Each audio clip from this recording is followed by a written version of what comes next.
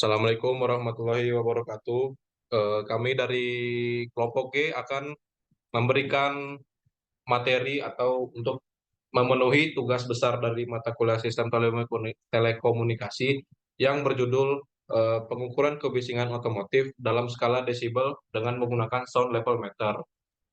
Kami dari kelompok G beranggotakan 3 kelompok, yaitu ada saya sendiri, M. Falik Aska Hanifa dengan NIM 11.022 13.054, dan selanjutnya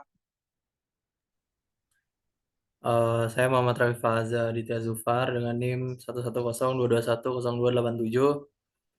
Selanjutnya, Saya Sultan Hakim, NIM 110221329.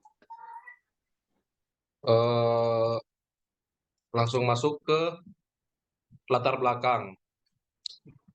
Industri otomotif berkembang pesat dalam teknologi dan mobilitas global. Namun, pertumbuhannya juga menimbulkan tantangan baru, termasuk kebisingan kendaraan. Pengukuran desibel menjadi penting dalam memahami dan mengelola dampak kebisingan ini. Lalu, regulasi yang ketat dan kesadaran lingkungan mendorong inovasi dalam mengurangi kebisingan otomotif. Eh, Tugas dari laporan ini menyelidiki metode pengukuran desibel pada otomotif dan perannya dalam memenuhi regulasi, serta mendorong inovasi kendaraan bermotor yang lebih ramah lingkungan. Lalu ada karakteristik suara dan gelombang. Yang pertama adalah suara itu merupakan bentuk gelombang mekanis yang merambat melalui medium seperti udara dan air. Gelombang gelombang suara memiliki beberapa sifat utama yang relevan untuk pengukuran desibel pada otomotif.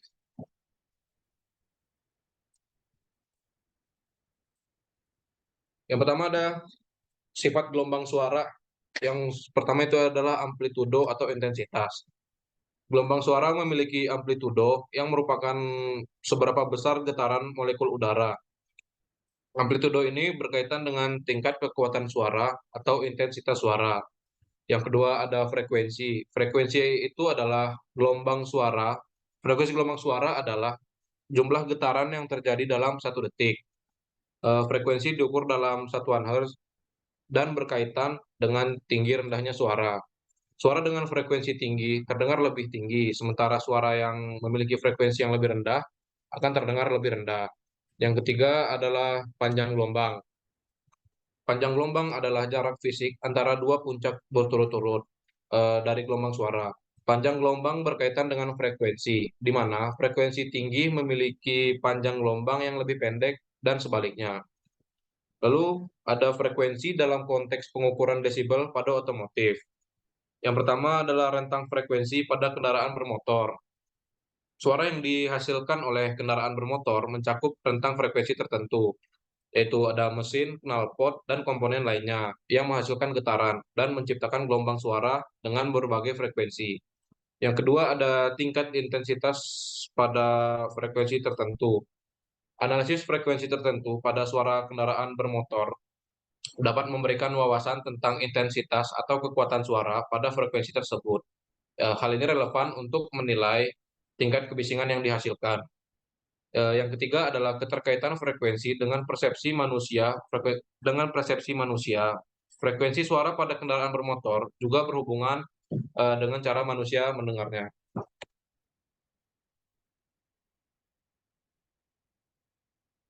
Lalu pengenalan satuan desibel. Satuan desibel atau biasa dituliskan dengan dB digunakan untuk mengukur tingkat intensitas suara atau kebisingan. Skala desibel bersifat logaritmik, yang berarti perbedaan 1 unit desibel mencerminkan perbedaan dalam jumlah energi suara yang signifikan. Pemahaman terhadap satuan desibel menjadi kritis dalam konteks pengukuran desibel pada otomotif.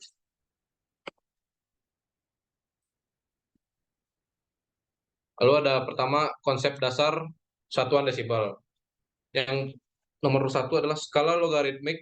Skala desibel bersifat logaritmik karena manusia mendengarkan suara dalam rentang yang sangat luas. Peningkatan 1 desibel mewakili peningkatan intensitas suara sekitar 1,26 kali lipat. Yang kedua adalah referensi 0 desibel. 0 desibel tidak berarti suara itu tidak ada atau tidak berarti ketiadaan suara. Itu adalah titik referensi standar dan suara dengan intensitas yang lebih rendah dari ini diukur sebagai nilai negatif. Yang ketiga adalah pengukuran relatif. Pengukuran desibel sering kali bersifat relatif, yang berarti nilai desibel diukur terhadap suara referensi tertentu. Misalnya pengukuran desibel pada kendaraan bermotor dapat dibandingkan dengan suara referensi tertentu untuk menilai tingkat kebisingan relatifnya. Lalu pentingnya satuan desibel dalam pengukuran kebisingan otomotif. Yang pertama adalah kepatuhan regulasi.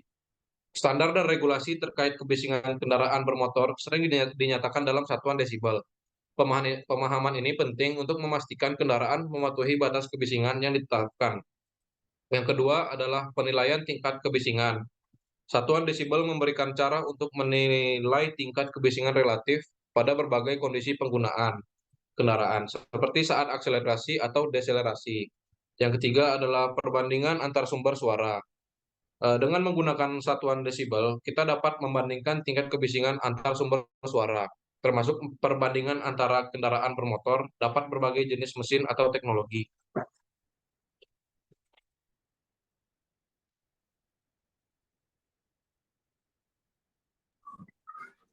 Selanjutnya yaitu ada regulasi lingkungan. Regulasi lingkungan terkait kebisingan pada kendaraan bermotor merupakan aspek penting dalam konteks pengukuran desibel. Standar dan aturan yang ditetapkan oleh badan regulasi memiliki dampak besar terhadap pengembangan dan produksi kendaraan, serta pada upaya pengelolaan dampak kebisingan di masyarakat.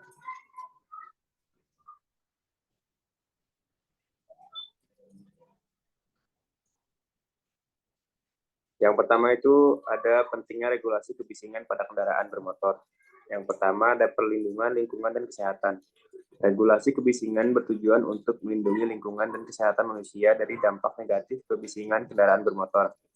Standar ini dapat mencakup batasan tingkat kebisingan yang diperolehkan pada berbagai kondisi operasional kendaraan. Yang kedua yaitu kepatuhan industri otomotif.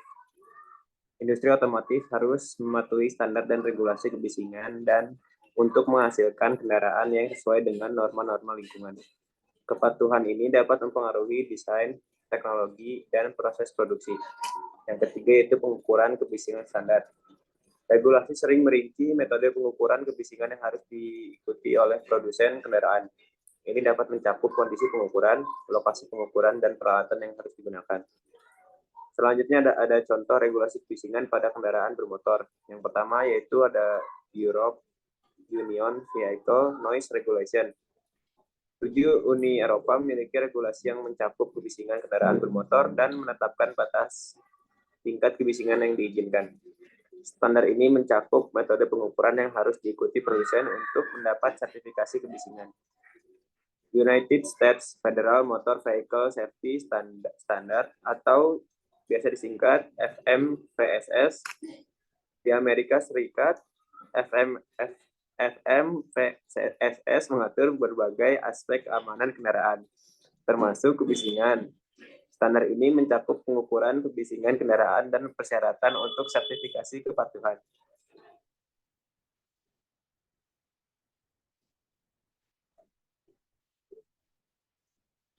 Selanjutnya itu ada dampak lingkungan dan kesehatan. Pemahaman mengenai dampak kebisingan kendaraan bermotor terhadap lingkungan dan kesehatan manusia menjadi kunci dalam konteks pengukuran desibel.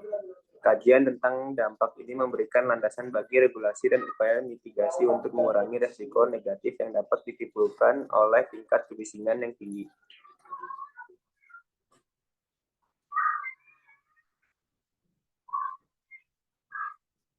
Yang pertama itu ada dampak lingkungan. Yang satu, gangguan terhadap fauna. Suara yang tinggi dapat mengganggu kehidupan satwa liar seperti burung dan mamalia, yang dapat mempengaruhi perilaku berburu, berkomunikasi, dan pola tidur. Yang kedua, ada pengaruh pada ekosistem air. Dampak kebisingan juga dapat mempengaruhi ekosistem air seperti sungai dan lautan, dan dapat mengganggu perilaku dan navigasi hewan laut. Yang ketiga yaitu perubahan pada keanekaragaman hayati.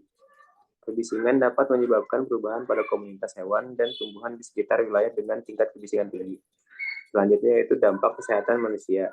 Yang pertama, gangguan pendengaran. Paparan berkepanjangan pada tingkat kebisingan tinggi dapat menyebabkan gangguan pendengaran.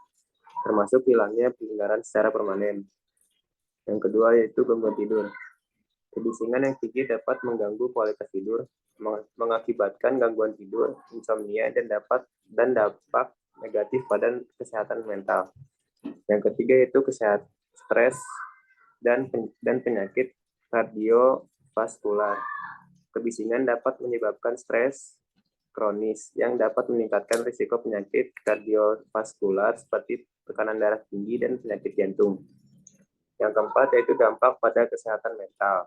Paparan terus-menerus pada kebisingan dapat berkontribusi pada masalah kesehatan mental, seperti kecemasan dan depresi.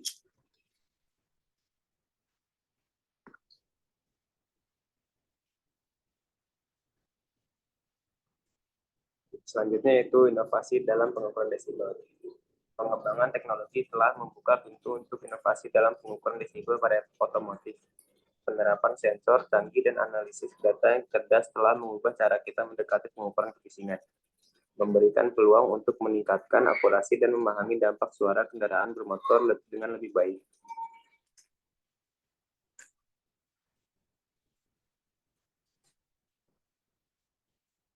Yang pertama itu ada sensor suara kecerdasan buatan atau AI. Penggunaan sensor suara berkecerdasan buatan yang didukung oleh teknologi kecerdasan buatan atau AI memungkinkan identifikasi dan analisis suara secara lebih akurat. Hal ini dapat membantu dalam membedakan sumber suara kendaraan bermotor dengan tingkat kebisingan lainnya. Yang kedua yaitu menggunakan mikrofon array. Menggunakan array mikrofon memungkinkan pengukuran suara dari berbagai sudut dan lokasi, memberikan informasi lebih rinci tentang sebaran dan sifat suara kendaraan bermotor. Yang ketiga itu analisis data real time. Kemampuan untuk menganalisis data suara secara real time memungkinkan pemantauan langsung dan respon cepat terhadap perubahan tingkat kebisingan. Hal ini berguna dalam mendeteksi perubahan mendadak yang dapat mempengaruhi lingkungan sekitarnya. Yang keempat yaitu ada integrasi dengan Internet of Things atau IoT. Integrasi teknologi pengukuran desibel dengan IoT dapat memfasilitasi pemantauan jarak jauh dan pengumpulan data besar-besaran untuk analisis lebih lanjut. Hal ini dapat memberikan pemahaman mendalam tentang pola kebisingan kendaraan bermotor di berbagai lokasi.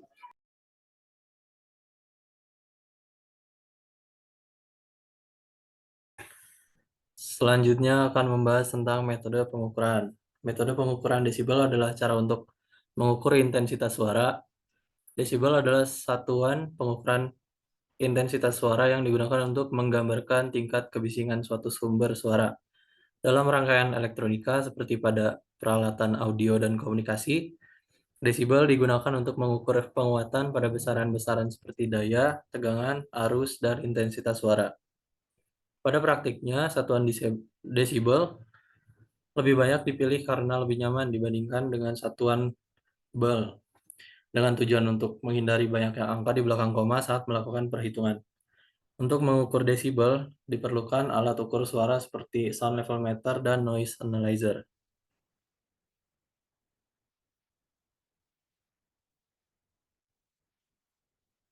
Lalu selanjutnya akan membahas tentang cara penggunaan sound level meter. Yang pertama ada dilakukannya kalibrasi sebelum menggunakan alat sound level meter. Pastikan untuk melakukan kalibrasi terlebih dahulu. Hal ini bertujuan untuk memastikan bahwa alat tersebut dapat mengukur tingkat kebisingan dengan akurat. Yang kedua, menentukan jangkauan dan satuan. Setelah melakukan kalibrasi, perlu menentukan jangkauan dan satuan yang akan digunakan. Jangkauan yang dipilih harus sesuai dengan tingkat kebisingan yang akan diukur. Pilihlah satuan desibel untuk mengukur intensitas suara. Selanjutnya, pemasangan widescreen. Pasanglah widescreen pada mikrofon sound level meter untuk mengurangi pengaruh suara dari sumber lain selain sumber suara yang ingin diukur. Lalu selanjutnya mengarahkan mikrofon pada sumber suara. Arahkan mikrofon sound level meter pada sumber suara yang ingin diukur.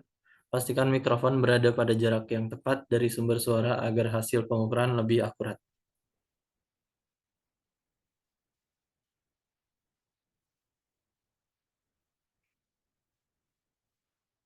Lalu ada cara kerja sound level meter.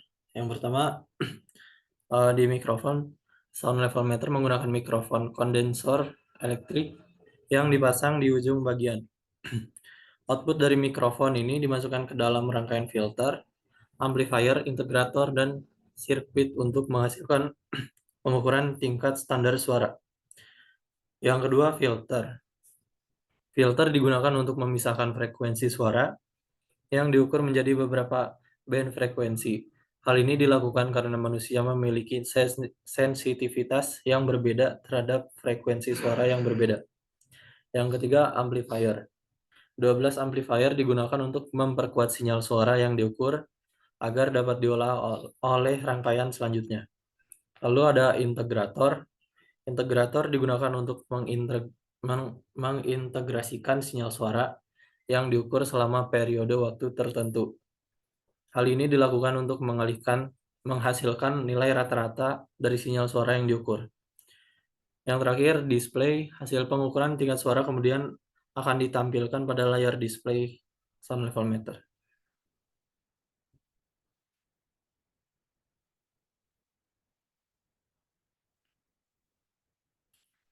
Lalu perhitungan yang terjadi pada sound level meter. Rumus yang digunakan pada alat sound level meter adalah untuk menghitung tingkat tekanan bunyi sinambung setara atau equivalent continuous noise level. Rumusnya adalah seperti pada slide, di mana N adalah jumlah pengukuran dan LI adalah level suara pada pengukuran ke I.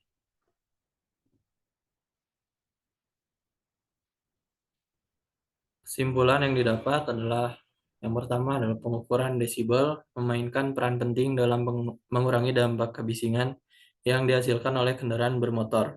Selain penting secara teknis, pengukuran desibel juga penting dalam konteks kesehatan dan lingkungan.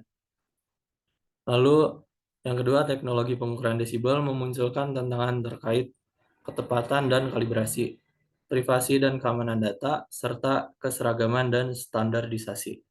Oleh karena itu, pengembangan standar yang seragam dan perlindungan data pribadi menjadi prioritas dalam penerapan teknologi ini. Yang ketiga, karakteristik suara dan gelombang, seperti amplitudo, frekuensi, dan panjang gelombang, memainkan peran penting dalam pengukuran desibel pada otomotif. Rentang frekuensi suara yang dihasilkan oleh kendaraan bermotor perlu dipahami untuk melakukan pengukuran yang akurat. Yang keempat, penggunaan sound level meter dalam pengukuran desibel memerlukan beberapa langkah seperti kalibrasi, penentuan jangkauan dan satuan, pemasangan widescreen, dan pengarahan mikrofon pada sumber suara. Selain itu, pemahaman tentang cara kerja sound level meter juga diperlukan untuk memastikan pengukuran yang akurat.